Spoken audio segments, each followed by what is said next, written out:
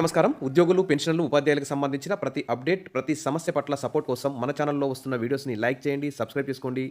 ఇక వివరాలకెళ్తే AP cabinet meeting అనేక సార్లు నిర్వహిస్తున్నారు. ఏపీ అసెంబ్లీ సమావేశాలు కూడా ముగిశాయి. త్వరలో బడ్జెట్ సమావేశాలు రాబోతున్నాయి. మరి దసరా పోయింది, దీపావళి, సంక్రాంతి పండుగ కూడా వచ్చింది. అయినా గానీ ఉద్యోగులకు సంబంధించి అయితే ఎలాంటి తీపి కబురైతే అందడం లేదు. ఇక ప్రభుత్వం అయితే లక్షల కోట్లు ఖర్చు పెట్టి అనేక సంక్షేమ పథకాలను అమలు చేస్తూ వస్తుంది. కానీ ఉద్యోగుల సంక్షేమాన్ని మాత్రం గాలికి వదిలేస్తున్నట్లు కనిపిస్తుంది. ఇప్పుడు చూస్తే తెలంగాణ ప్రభుత్వం ఉద్యోగులకు సంక్రాంతి కానుకగా ఒక డీఏ అంటే 3.64% డీఏనైతే మంజూరు చేసింది. మరి ఇక్కడ ఏపీ ఉద్యోగులకు మాత్రం మరి పండుగ ఏది? ఉద్యోగులకు పండుగ ఏది అంటూ ఇక్కడ న్యూస్ అయితే చూస్తున్నాం. ఒక డీఏ విడుదల చేసినట్లుగా చంద్రబాబు సర్కారు హడావుడి, పోలీసులకు ఒక సరెండర్ లీవ్ బకాయి ఇచ్చినట్లుగా ప్రచారం. కానీ ఇప్పటి వరకు ఏ ఉద్యోగి ఖాతాలోనూ ఒక్క పైసా పడలేదు అన్నట్టు సమాచారం. మరి సీఎం చంద్రబాబు వంచనపై ఉద్యోగ వర్గాల్లో తీవ్ర ఆగ్రహం, సంక్రాంతికి తీపి కబురంటూ దానికి ఎగనామం అంటూ ఇక్కడ న్యూస్ అయితే చూస్తున్నాం. 4 డీఏలు పెండింగ్లో ఉన్నాయి. ఒకదాన్ని 3 విడతల్లో ఇస్తామని 3 నెలల క్రితం చంద్రబాబు ప్రకటించారు. అందులో ఒకటి ఇప్పుడు పండుగ కానుకట, అది పడలేదని ఉద్యోగులైతే గగ్గోలు పెడుతున్నారు. ఇక పోలీసులకు బకాయి ఉన్న 2 సరెండర్ లీవుల్లో ఒకటి ఇచ్చామని గొప్పలు, తమ ఖాతాల్లో జమ కాలేదంటున్న పోలీసులు. ఉద్యోగులకు ఎన్నికల్లో ఇచ్చిన హామీలన్నిటికీ బాబు తూట్లు. ఇక మధ్యంతర భృతి, పీఆర్సీ వాగ్దానాలన్నీ బుట్టదాఖలవుతున్నాయి. 5 ఏళ్లలో 11 డీఏలు ఇచ్చిన వైఎస్ జగన్ ప్రభుత్వం చంద్రబాబు హయాంలో డీఏల కోసం పడిగాపులు. మొత్తం సుమారు 35,000 కోట్లు. వాటిపై ఆశలు వదిలేసుకోవాల్సిందేనా అని ఉద్యోగులైతే ఆందోళన వ్యక్తం చేస్తున్నారు. మరి ఉద్యోగులకు సంక్రాంతి పండుగ ఏది?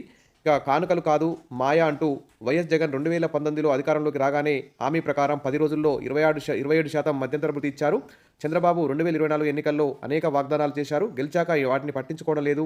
ఉద్యోగుల ఆందోళన పెరిగిపోతుండడంతో ఏదో ఒక మాయ చేస్తున్నారు. దీపావళి కానుక, సంక్రాంతి కానుక అంటూ కాలక్షేపం కబుర్లు చెప్తున్నారు తప్ప మా ఖాతాల్లో మాత్రం డబ్బులు పడడం లేదని ఒక ప్రభుత్వ ఉద్యోగి అయితే ఆవేదన వ్యక్తం చేస్తున్నారు. ఇక రాష్ట్ర ప్రభుత్వ ఉద్యోగులకు సీఎం చంద్రబాబు మళ్లీ జలకిచ్చారు. పండుగ కానుక ఒక డీఏ, పోలీసులకు బకాయి ఉన్న ఒక సరెండర్ లీవ్ సొమ్మును విడుదల చేసినట్లు సోమవారం రాత్రి ప్రకటించిన మంగళవారం సాయంత్రం వరకు ఏ ఒక్క ఉద్యోగి ఆ మొత్తం వారి బ్యాంక్ ఖాతాలో అయితే జమ కాలేదు. దీంతో అసలు అవుతాయో లేదోనని వారైతే ఆందోళన చెందుతున్నారు. ఇక దీపావళి కానికే సంక్రాంతి తీపి కబురు అంటూ ఇక్కడ సరిపెట్టుకోవాల్సినటువంటి సందర్భం కనిపిస్తుందని ఇక్కడ న్యూస్ అయితే చూస్తున్నాం. ఇక చంద్రబాబు తమకు ఉద్యోగులకు ఇచ్చినటువంటి హామీలన్నింటినీ గాలికి వదిలేశారని, బకాయిలను దీపావళి కానుక అని చెప్పి అప్పుడు ఇవ్వనే లేదని అన్నారు. ఇప్పుడు సంక్రాంతి కానుకని మభ్యపెడుతుండడంపై ఉద్యోగులైతే ఆగ్రహంగా ఉన్నారు. 4 డీఏల్లో ఒక్కటి ఇవ్వడానికి ఏడాదిన్నర తర్వాత ఒప్పుకొని దాన్ని ఇవ్వకుండా నయవంచన చేస్తున్నారని మండిపడుతున్నారు. తమకు రావాల్సిన డీఏ బకాయిలు ఇవ్వకుండా కానుకలంటూ వాయిదాలు వేయడం ఏమిటని నిలదీస్తున్నారు. 5 ఏళ్లలో 11 డీఏలు ఇచ్చిన వైఎస్ జగన్ 2014-19 మధ్య బాబు పాలనలో 7 డీఏలే ఇచ్చారని చెప్పి ఇక్కడ ఉద్యోగ సంఘాలైతే మండిపడుతున్నాయి. మరి ఇక పీఆర్సీ ఇచ్చే ఆలోచన కూడా లేనట్లు కనిపిస్తోంది. అందుకే పీఆర్సీ కమిషనర్ రాజీనామా చేసిన ఏడాదిన్నరగా మరొకరిని నియమించలేదు. 12వ పీఆర్సీ కమిషన్ ఉనికిలోకి లేదు.